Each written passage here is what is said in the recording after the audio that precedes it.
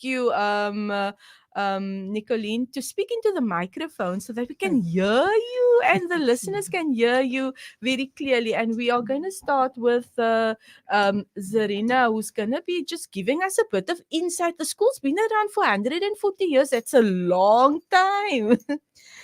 Okay, it will be me, Nicolene Abrams. Okay. The school was started in 1884, and it started in the Scottish Presbyterian Church down in Woodstock. Since then, it obviously moved to the building that we are currently housed in. But I have to say that the building has gone through many, many changes over the years, Okay. and will probably still be going through many changes. It was a very small school then. Initially, when they moved to the building where we are now in Balfour Street, it was a separate entrance for males and females. They kept the girls and boys separate. Yes. And obviously, since then, it then eventually merged and then just became one school. Um, the school has changed over the years in terms of who they service, Yes. as well as the staff that is currently at the school. I was actually fortunate to be one of the first two non-white educators to join the staff in 1996. Wow, And that's a long obviously, time. since then, it just constantly went through that change. In terms of our learner population, previously mainly serviced the learners in the community, of which many, many were Portuguese families. Times have obviously changed, so we've become more of a commuter school Yes. where at least 70 to 75% of our learners commute from areas as far out as Khayelitsha, Blackheath, Delft, Mitchell's Plain, Bonteheuwel, Langa, with a few coming in from the town area as well. We do still have learners coming to us from the Salt River Woodstock community, but they are very few. They are not as many as they used to be. Yeah. Having commuter learners does have its challenges, one being finance. And so we obviously are struggling. If you just consider the areas these learners are coming from, where the parents are struggling to simply put food on the table, that will obviously impact on the schools. So Yeah. finances have definitely changed with time and over time. And as I sit here today, I must say that we are really struggling financially. The majority Yeah. of our learners' parents are not able to pay fees.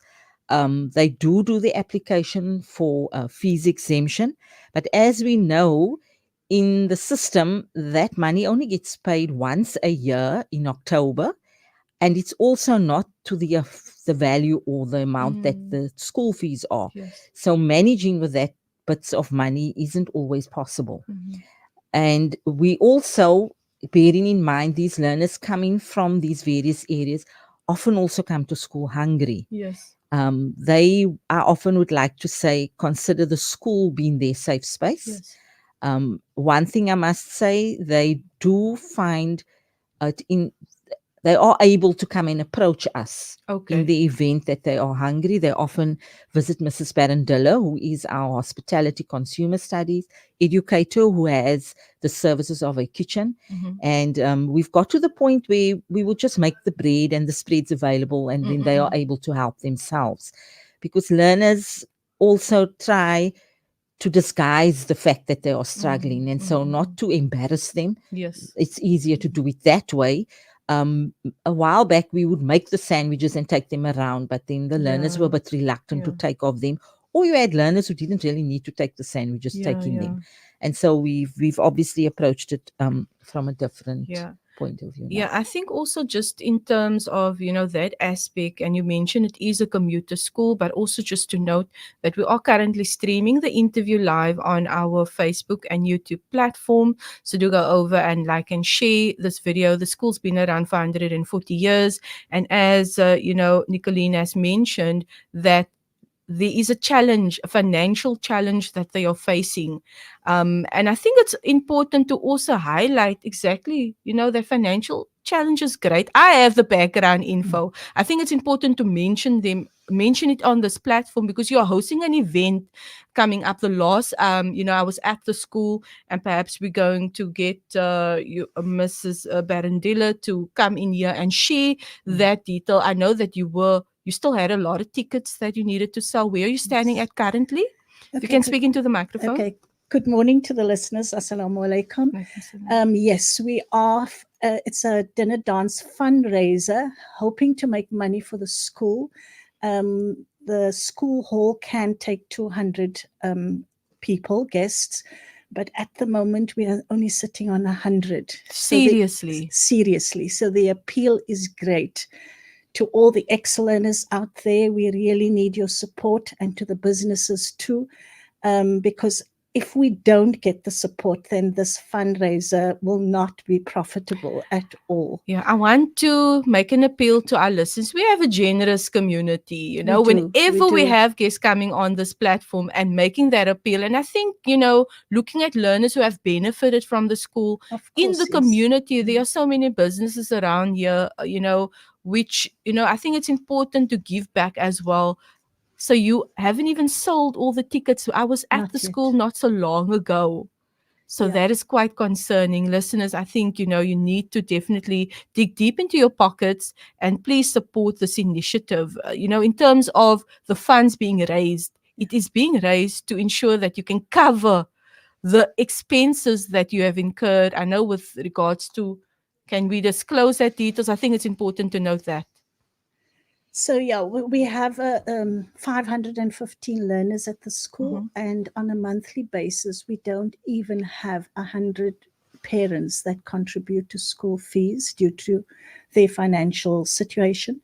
Like Mrs. Abrams has said, we have many learners, about 100 to 200, who apply for fees exemption. Unfortunately, that money we only get from the department at the end of the following year. Yes. So the amount of money that we get on a monthly basis does not cover the expenses of the school. We have to see, being a Section 21 school, we have to see to our own expenses, and added to the municipal accounts and all of the others, we also have 4 governing body teachers that we have to cover. And unfortunately, for the past few months, they have not been paid on time. They've been paid late. And I mean, anybody would not like to get their salary late. Exactly. Neither would they like to get it in parts. So tell us straight off, what amount of funds is basically is needed to ensure that you can settle all your debt? For the school to operate optimally on a monthly basis, we would need 120,000 Rand. So that's 120,000 Rand that is required on a monthly basis to ensure that you actually, honor your accounts, because you need to pay for water. Correct, yes. The government is not, assisting you to actually ensure that water bill is paid up. Electricity, I know, and then obviously the educators. I don't think anyone would like to, work and then be told, look, we don't have enough money to pay your salary. That's not a nice feeling. I think I'm going to now move on to Grant. You are an HOD at the school.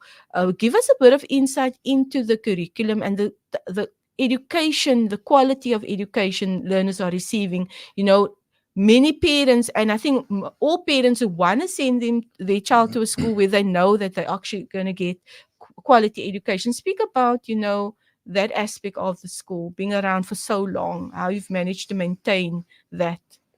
Yeah, so again, assalamu alaikum and welcome to all the listeners. I think I speak from a unique perspective because my association with Queen's Park High School has been 25 years, both as a learner and now as an educator and obviously as an HOD. So yes. it's I speak from this unique perspective that I sit across the room from my maths teacher, my ex-maths teacher, and so it's difficult for me to see the kind of situation, because I've seen when the school was celebrating its heydays, etc. And I see it now in this whole, unfortunately, in terms of our financial situation and so on. But be that as it may, the staff at Queen's Park High School, the principal, the management at Queen's Park High School, for the past couple of years, I've been back for 6 years now, have maintained the quality in terms of the education that our learners receive. And how we maintain that quality is the vast majority of subjects, for example, that we offer. And we could have opted for reducing the types and just go with the generic, the geographies and the histories and so on. But we offer the tourisms, we offer the hospitality studies, the consumer studies, the computer applications technology and so on, because we want to equip our learners for the future. We know that the first year at university is major dropout rates, and we want to give our children at Queen's Park High School a competitive edge. And having been there, and I mean, look at me as a success story, and where I am today. Queen's Park has inculcated into me the sense of pride and so on. And so I too want to appeal to all those ex-Queen's Parkers, to all the parents and the learners from the Woodstock community and the broader community, to come on board and to support not only this event, but to support the 140 years of quality academic excellence that Queen's Park High has provided this community over its existence. Okay, moving to the tickets now, because you obviously need to sell those tickets. So we want to just give a bit of insight on what exactly the cost of the tickets are, what people will be getting, because obviously they're going to eat lekker food, and I'm sure that, that's always a highlight at any event. Yes, the cost of the tickets are 300 Rand. It's a 3-course menu, and it's welcome non-alcoholic drinks on arrival with some snacks. And then I'm not going to disclose the menu. That's a surprise. And live band, yes. And, an evening to mingle and socialize with people you have not seen for a very, very long time, yes. Yeah. But I also, want to just also highlight the fact that when I visited the school, I was basically shown there's like a memory hall or like section. And I know that there are 2 educators or 2 staff members who during COVID, they actually, they lost their lives, and you actually have it all dedicated where you're honoring their memory. So I think it's important to highlight, the sacrifices made during COVID. You were the frontline workers at the time. And, I'm sure that also set the school back a lot. Yeah, so I think during that period of time, and I remember as though it was yesterday, was a daunting time, I suppose, for everybody, but particularly for us frontline workers. And only afterwards, they allowed us to get the vaccines and all sorts of things. But yes, we did in fact lose 3 colleagues, not 2. 2 of them being educators, and I remember, the Mr. Dreyer. For some of the listeners who might remember him, Mr. Valentine, and then also our caretaker at the time, our foreman, Mr. Murat. They unfortunately succumbed to the virus, but it was a daunting time for Queen's Park High School. But again, through that, we managed to continue delivering the kind of education that we expect to give our own children at Queen's Park. So for anyone who would like to purchase a ticket, how do they get hold of Queen's Park High? And, for those who might not be able to actually attend in person, they merely want to contribute or they want to make a donation because they've now heard that, look at the school, has bills to pay at the end of the day, educators to pay to ensure that learners get quality education. Anyone who'd like to purchase a ticket or contribute, how do they reach the school? Okay, so tickets are available at the school, and they can call the secretary, Yolanda Manuel, on 064 607 2072. They can also purchase tickets or reach out to us at least on our Queen's Park High School Facebook page. So that's another avenue that they are then able to reach Queen's Park in terms of tickets for the event, which again happens on the 28th of September 2024. And we are hoping that guests arrive from about 6:30 so that we start at 7 promptly. Wonderful. And there you have it. That there is the